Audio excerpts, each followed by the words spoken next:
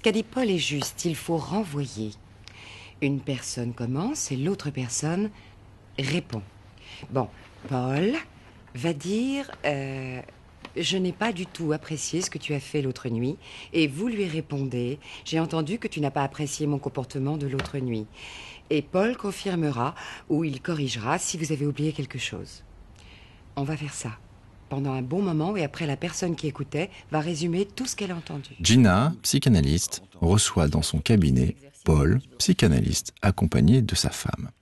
Un psychanalyste qui va chez une psychanalyste, c'est une sorte de mise en abîme, un effet miroir que commente Stéphane Charby, journaliste. Pour se connaître, l'être humain a besoin d'un miroir. Quand on disait qu'il avait besoin des autres, il a aussi besoin d'un miroir.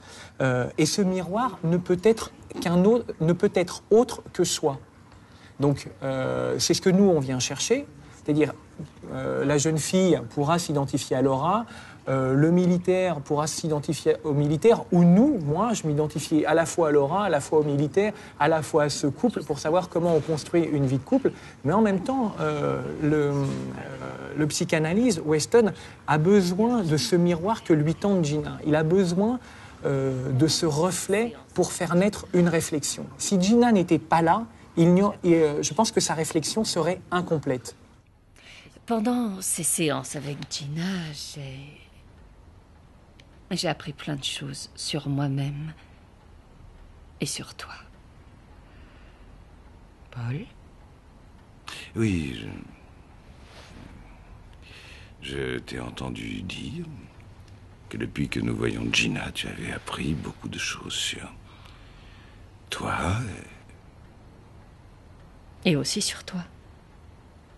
Et sur moi. Est-ce que Paul est le bon miroir dans lequel ils vont pouvoir se réfléchir? Et est-ce que ce reflet va faire naître quelque chose chez eux qui va être l'action?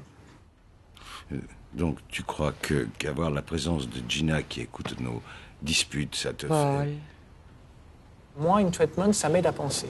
Ça m'aide à penser le monde, ça m'aide à penser la représentation du monde à travers la diversité des personnages qui sont présentés. C'est des personnages qui sont des personnages intermédiaires. Ça n'est jamais des personnages trop hauts qui sont destinés au cinéma et ça n'est jamais des archétypes où on se dit non, on ne peut pas s'identifier. Ces personnages nous disent le mystère du monde parce qu'ils viennent du monde.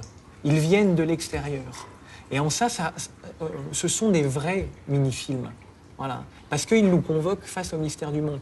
Et ce mystère, il n'a rien de fantastique. On n'est pas dans un film de super-héros. On est dans un quotidien, c'est-à-dire dans du réel. Et c'est ça qui est intéressant dans In Treatment, c'est ce déplacement-là, de l'objet poétique à l'objet cinématographique.